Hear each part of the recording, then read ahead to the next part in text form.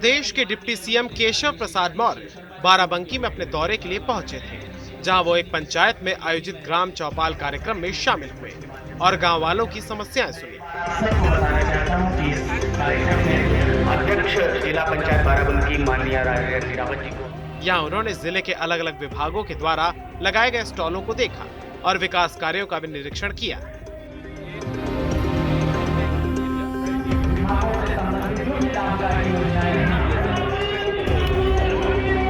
Deputy CM Keshav Prasad Maurya ने बाराबंकी जिले के विकास खंड हैदरगढ़ की ग्राम पंचायत सिंधियावा में आयोजित ग्राम चौपाल में शिरकत की। यहाँ उन्होंने ग्रामीणों की शिकायतें, समस्याएं सुनी और अधिकारियों को दिशा निर्देश दिए।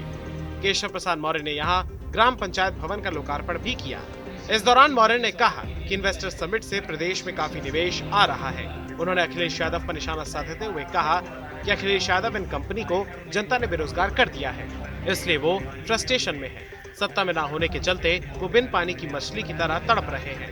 अखिलेश यादव के लिए बेरोजगारी दूर करने का मतलब माफियागिरी करना, जमीनों पर कब्जा करना, कट्टा और बम बनाने की फैक्ट्री लगाना था, लेकिन योगी राज में अब वो काम नहीं हो सकता है।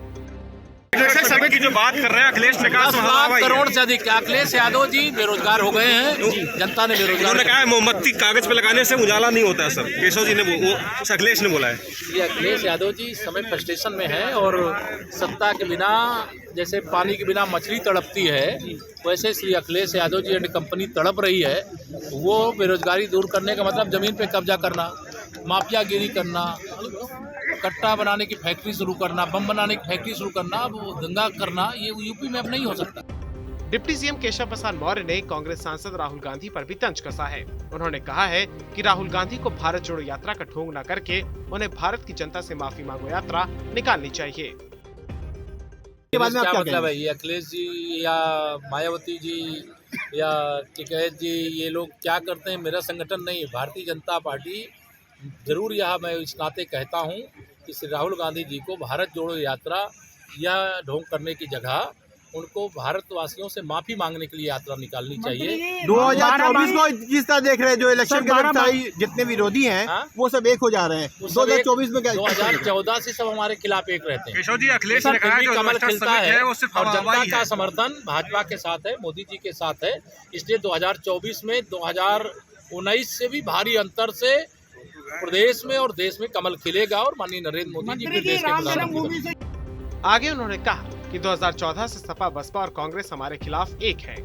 2019 में भी अखिलेश, मायावती और राहुल गांधी एक थे, लेकिन जनता का समर्थन नरेंद्र मोदी के साथ है। उस समय भी हमारे 64 सांसद जीते थे और 2024 में भाजपा 2019 से भी भारी बहुमत से कमल खिलाएगी और 80 सांसदों के साथ एक बार फिर नरेंद्र मोदी देश के प्रधानमंत्री बनेंगे। अगर कोई प्रशंसा किया है और इस प्रशंसा से अगर कांग्रेस के लोग बड़ा उत्साहित हैं तो उनको उत्साहित होने दीजिए। और हमारे कोई संगठन के वरिष्ठ लोग हैं, कोई कहा होगा तो उसमें मैं क्यों प्रतिक्रिया दूंगा? आप उन्हीं से प्रतिक्रिया। फरवरी में जो सम्मिट हो रही है, 2017 में आपने बहुत मेहनत की थी और गवर्नमेंट भी बनी थी। बाराबंकी में किस तरह से हम कांग्रेस को देख रहे हैं? अखिलेश भी इसके साथ दे रहे हैं, अखिलेश जी भी साथ दे रहे हैं राहुल जी का, तो आप किसको किस तरह देख रहे हैं? मैं ये अखिलेश जी और राहुल जी और मायावती जी ये सब 2019 में एक थे, आपको तो मालूम है।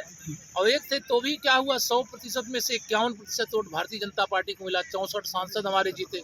अब तो 66 हो गए आजमगढ़ और रामपुर मिला करके। 2024 में से 80 करने की तैयारी। केशव प्रसाद मौर्य ने कहा कि मां के निधन के बाद नरेंद्र मोदी ने उनका अंतिम संस्कार किया और उसके तुरंत बाद वो देश की जनता की सेवा में लग गए। प्रधानमंत्री मोदी के नेतृत्व में हमने कोरोना से लड़ाई जीती। हमारे वैज्ञानिकों ने अपनी वैक्सीन बनाई और जनता को सुरक्षा कवच दिया। आज किसान नई नई तकनीक से खेती कर रहा है और अपनी आय बढ़ा रहा है। उन्होंने कहा कि सपा, बसपा और कांग्रेस ने हमेशा गरीबों की बात तो की, लेकिन कभी गरीबों के भले के लिए कोई काम नहीं किया। लेकिन मोदी जी के नेतृत्व में आज हर गरीब के लिए काम हो रहा है। पीएम मोदी के नेतृत्व में भारत आने वाले समय में दुनिया का नंबर 1 देश बनकर विश्व गुरु बनेगा।